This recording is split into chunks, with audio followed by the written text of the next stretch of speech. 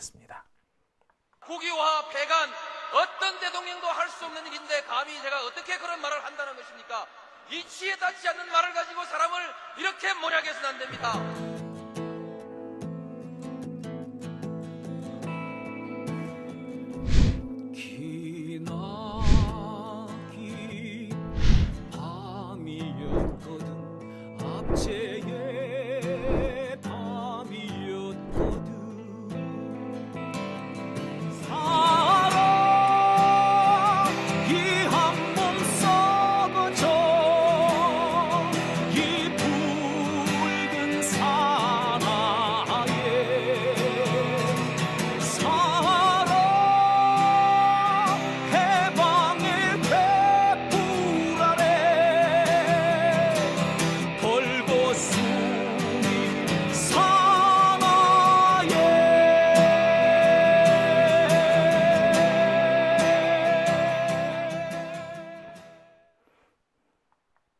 네, 오밤중의 뉴스 함께하고 계신 지금 시각 12시 15분을 지나고 있습니다.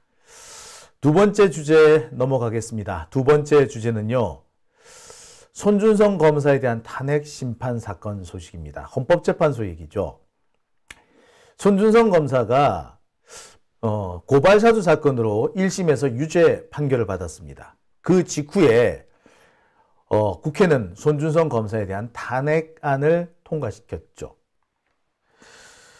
사실 손준성이라는 사람은 일찌감치 물러났어야 될 사람입니다. 어떻게 고발사주에 연루가 되어서 기소당한 사람이 현직을 그대로 유지할 수 있겠습니까?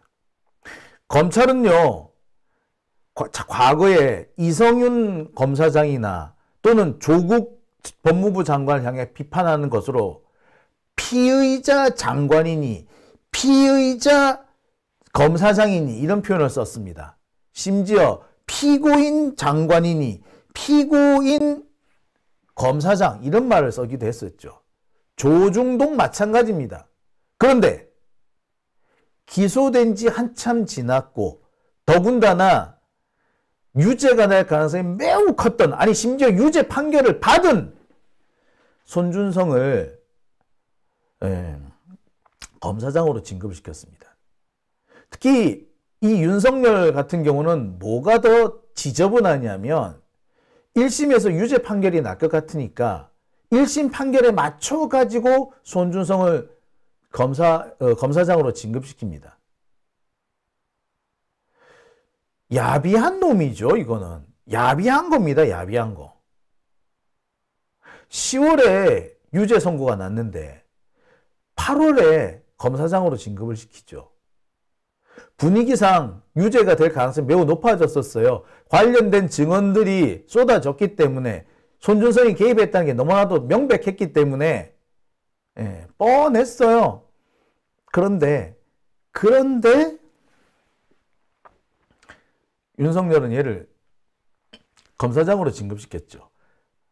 그래서 국회가 굳이 탄핵을 한 겁니다. 그랬는데 이 탄핵 사건을 헌법재판소가 중단을 시킵니다. 오늘 헌법재판소는 손준성 검사에 대한 탄핵 심판을 중단시켰습니다. 절차가 스톱돼 버려요. 이 뭔데? 와 스톱돼야 되는데. 헌법재판소는요, 헌법재판소법 제51조를 근거로 삼고 있습니다. 하지만 헌법재판소법 제51조는 강행 규정이 아니고 재량 규정입니다. 해도 되고 안 해도 돼. 그런데 하겠다라고 결론 내린 거죠. 왜 하자고 하겠다? 왜 재판을 중단하겠다라고 한 걸까요? 그리고 그 결정은 과연 정당한 걸까요? 그리고 그 결정 뒤에는 과연 어떤 놈이 어떤 생각을 했기 때문에 그렇게 했을까요? 자, 헌법재판소에 스며든 적폐 얘기, 제가 여기 좀 짚고 넘어가고 싶습니다. 우리 사회 곳곳에 숨어있는 이 적폐, 뻔뻔스러운 적폐, 과거의 보수라고 하는 사람들은 적어도 예의 범절만큼은 깍듯했어요. 나름 자기 수준을 지키겠다고. 예, 그게 억지스럽기도 하고 가증스럽기도 하고 대허위의식에 잔뜩 쩔어 있는 건지는 모르겠으나 적어도 예의 하나만큼은 깍듯했습니다. 체면도 차릴 줄 알았죠. 요즘 보수는 왜 보수라고 그러지 않고 적폐라고 그러느냐. 그런 기본적인 체면이나 예의가 없더라고. 자기 자신의 품격을 지키려고 하는 그런 모습이 없어. 귀족 양반들 왜 양반은 비가 와도 뛰지 않는다라고 하는 이유가 뭡니까? 예, 그게 되게 웃기는 모습이긴 하죠. 하지만 그러니까 양반인갑다라고 할 텐데 얘들은 이제 그런 게 없어. 그러니까 보수가 아니라 적폐로 불리는 거죠. 그 적폐로 불릴 수 있는 대표적인 사람이 지금 헌법재판소장 이종석입니다.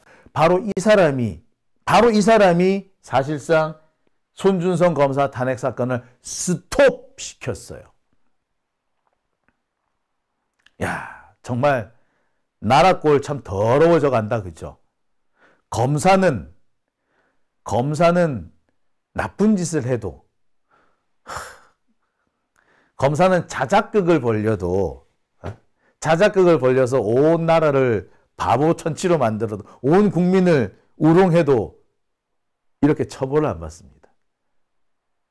야, 그리고 그 상황을 헌법재판소장이 그 길을 열어줬어요.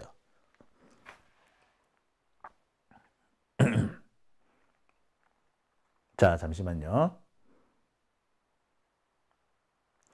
자, 오늘 헌법재판소는 손준성 검사에 대한 탄핵 심판 절차를 정지했습니다.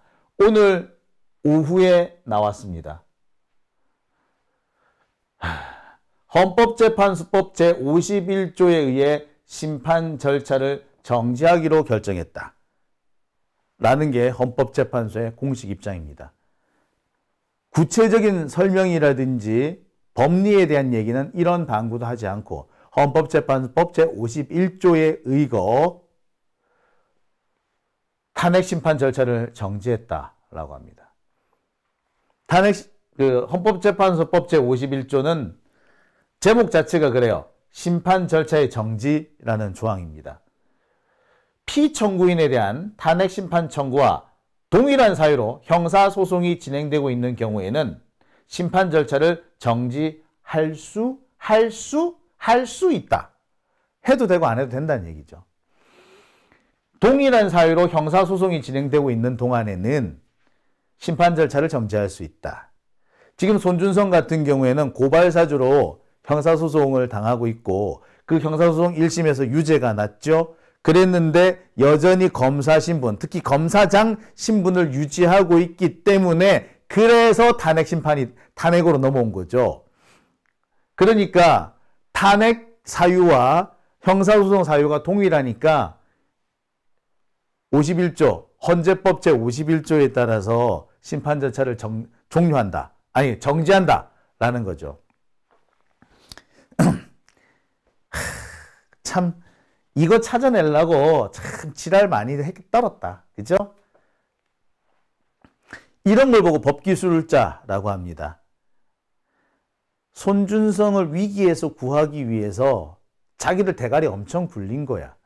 그런데 이거는요, 말 그대로 법기술입니다. 팔이 안으로 굽은 거예요. 이종섭의 팔이 안으로 굽은 거예요. 왜? 이종섭은 윤석열하고 학교 동기야. 서울대 동기야. 그리고 워낙에 친검이에요. 워낙에 수구 적폐였어요.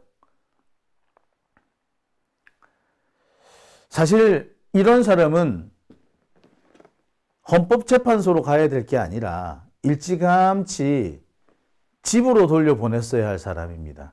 근데 이런 자들이 현재 헌법재판소뿐만 아니라 우리나라 사법부에 곳곳에 많이 처박혀 있어. 여하튼 자, 헌재는 이렇게 헌재법 제51조를 핑계 삼아 탄핵 심판 절차를 정지합니다. 사실상 윤석열과 손준성에게 도망가는 길을 열어준 거죠. 자, 이게 왜 도망가는 길이냐? 자, 지금 중단이 돼버렸어요. 탄핵 심판 절차가. 그렇기 때문에 각종 증거물을 이제 숨길 수가 있는 거야, 이제. 숨길 수 있는 시간이 엄청 많이 늘어났을 겁니다. 지금도 재판을 하다 보면은, 검찰이 제출하지 않는 자료들 때문에 엄청 스트레스를 받는다고 해요.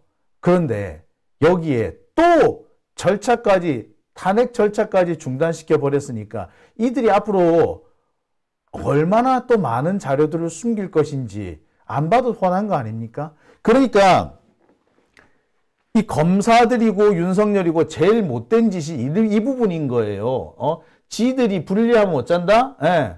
재판을 연기시켜 버리는 거야. 재판을 연기시켜 버리는 거. 예? 재판을 안 하는 거예요. 자, 그런 길을 열어준 겁니다.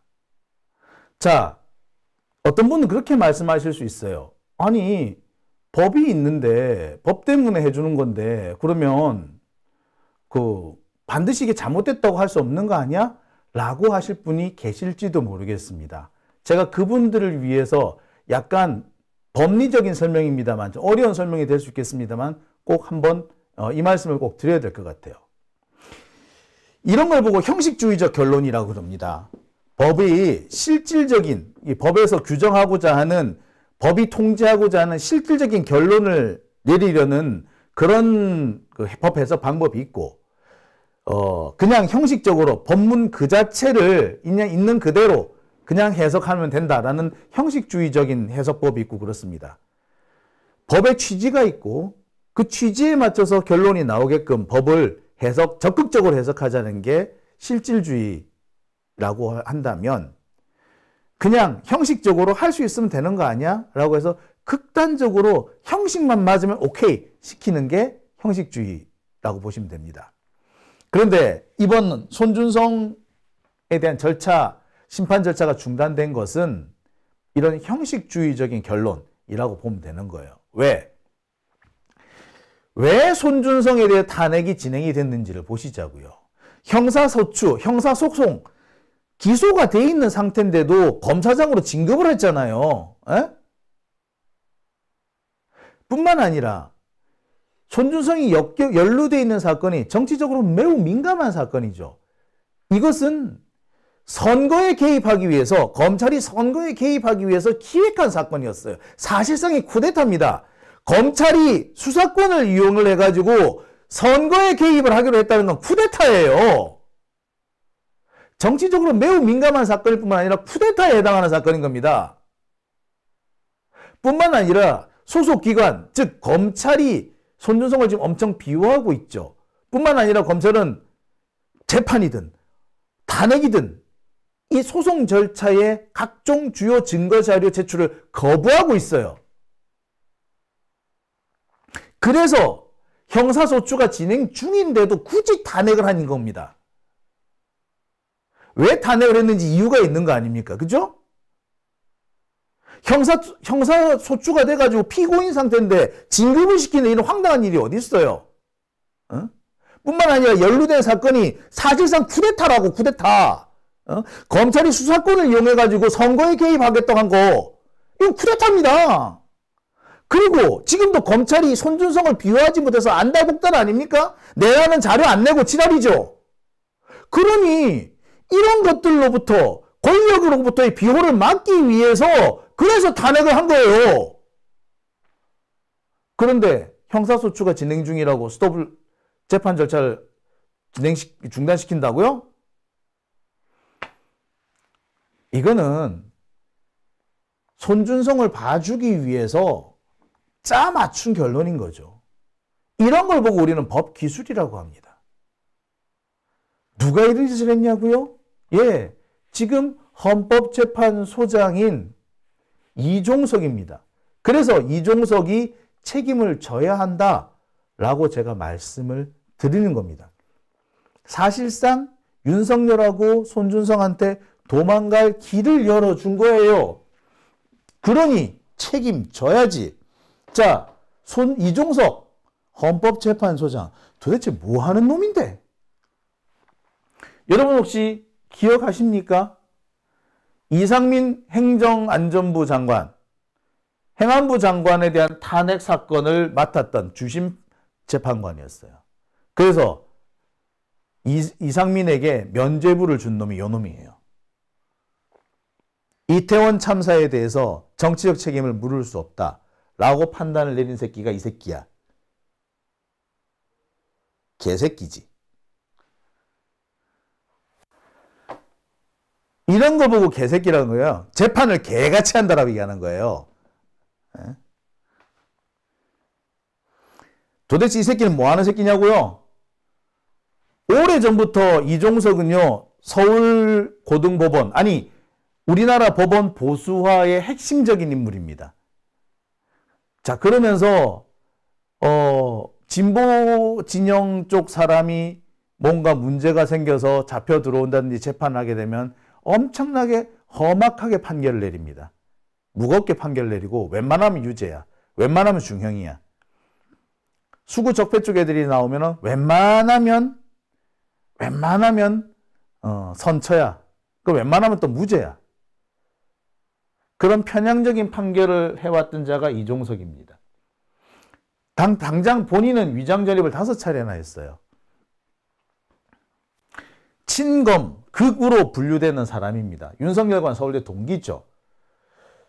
이 사람은 헌법재판관 인사청문회를 할 때도 인사청문회 통과가 지연됐었습니다.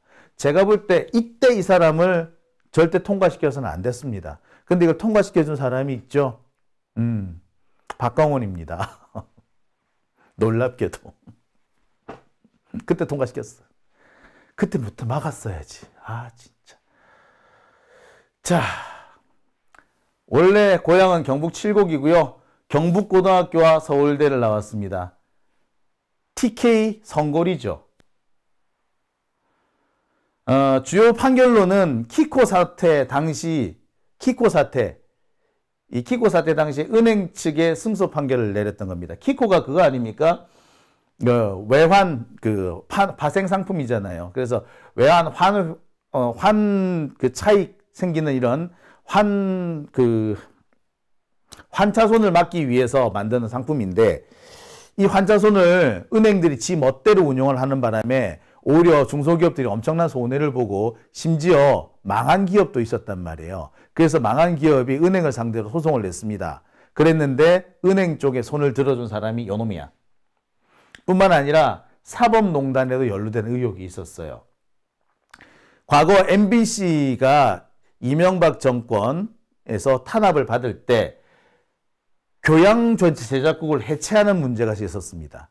근데 이때 해임을 되거나 부당하게 전출당한 사람들이 회사를 상대로 소송을 냈거든요. 그랬는데 당시 이 교양 제작국 해체와 거기 있던 사람들에 대한 부당한 정보 발령, 이것이 정당하다고 판결했던 놈도 요 놈이야. 나쁜 놈이에요. 이런 놈은 절대로 헌법재판관이 되면 안 됐어. 그러니까 죽어도 이 사람은 받아들일 수 없다라고 들어 누웠어야 돼. 국힘당 쪽은요, 민변 쪽에 무슨 대법관이나 헌법재판관이 선임돼 오잖아요. 그럼 들어 누워요. 안 된다고. 땡깡 부르게 난리를 해. 근데 왜 민주당 쪽은 왜 이렇게 못하는데? 우리 숱한 민주진영의 많은 사람들한테 상처를 주고 피해를 줬던 사람인데 왜 이 사람은 받아들여줘? 판사가 이 사람밖에 없어? 그러니까 이런 자를 살려두니까 결국 이런 문제가 생기잖아요. 조기에 잘라버렸어야지. 자, 아시다시피 이 키코 사태 같은 경우는 외환위기 당시에 환 변동과 관련해 가지고 위험을 해지하기 위해서 만든 상품인데, 오히려 이것 때문에 이 중소기업들이 파산하는 상태가 됐죠. 그리고 이 과정에서 은행들이 제대로 된 설명을 하지 않았다는 게 드러났습니다. 그랬는데도 손해배상이 인정이 안 됐어요. 못돼 처먹은 놈이지. 뿐만 아니라 친검의 극우의 친재벌입니다. 애시당초 공정한 판단을 기대하기 어려운 자였어요. 이런 자가 지금 현재 헌법재판소장으로 있습니다. 그러니 이런 결론이 나온 겁니다. 따라서 민주당은요, 정신 바짝 차려야 돼요. 안 되는 놈은 죽어도 안 된다고 들어 누워야 돼요. 옛날에 그 당시 한나라당 시절에 그 한나라당은 조용대 헌법재판관이라고 있었어요. 이 헌법재판관 그 인준을 거부를 한 적이 있어요. 민주당 몫으로 추천된 헌법재판관인데 당시에 한나라당이 인준을 거부를 해버린 거예요. 그래서 1년 동안 이 사람이 인준을 못 받고 있다가 결국 자진 사퇴하고 다른 사람이 거기 올라갑니다. 그 당시에 국힘당은 그랬어요. 근데 왜 민주당은 그렇게 못하는데? 안 되는 놈은 안 된다고, 죽어도 안 된다고 해야 될 거 아니야. 그래야지 저런 이상한 사람을 애시당초 추천도 안 하지. 왜 싸울 줄 모르느냐고. 싸워야 할 때 싸우지 않으니까 결정적인 순간에 뒤통수를 맞는 거 아니야. 어떻게 손준성 같은 놈의 탄핵 심판 절차가 중단이 됩니까? 이런 불공정한 결론이 나오게끔 왜 가만히 있습니까? 자, 국회는요, 구체적인 사건에서는 절대 재판부에 개입을 할 수가 없습니다. 하지만 인사를 통해서 간접 개입을 하는 거예요. 그 인사를 통해서 간접 개입을 한다는 게 이런 겁니다. 저렇게 극단적인 극우의 그리고 편파적인 사람, 저런 사람은 애시당초 걸러내야 된다고. 왜 걸르지 않느냐고. 희죽우리 해가지고 말이야, 흙 퍼져가지고 여러분 그놈들이 무슨 일이 있었는지 제가 알아요. 네, 다 압니다. 솔직히 말씀 제가 알고 있는 얘기 풀어놔봐요. 네. 통과가 안 될 것 같잖아요. 그러면은 만약에 이종석이다. 예컨대 이종석이다. 이종석 같은 놈이 통과가 안 될 것 같다. 그럼 어떻게 되는 줄 알아요? 이 사람들이 동기동창 다 풀어가지고 민주당 쪽 인사들한테 막 로비를 합니다. 통과시켜달라고.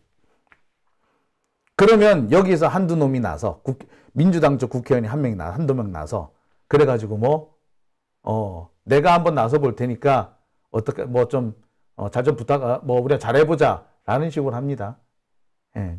그리고 뭔가 뒷거래가 있는 거겠지. 제가 맨날 박홍근 욕을 하죠. 왜 그런 줄 아세요? 예. 모 대법관 인사와 관련해서 모 대법관 인사와 관련해서 어떤 사람으로부터 청탁을 받고 국회 인사청문회 인준에 상당한 지원을 해줬다라는 걸 제가 알아요. 그 당시 로비에 참여했던 사람한테 내가 직접 들었으니까. 제가 그래서 박홍원 님이 이를 어득어득 하는 겁니다. 저런 새끼를 왜 받아주느냐고. 진짜 그냥 확 까버릴까 보다, 진짜. 어우, 열받네요. 자, 오밤중의 뉴스. 자, 이제부터 우리가 해야 될 일이 이래서 많은 겁니다. 다음, 우리가 국회 150석을 받든 200석을 받든 흐물흐물 물러서면 안 된다는 거. 대차게 싸워야 한다는 겁니다.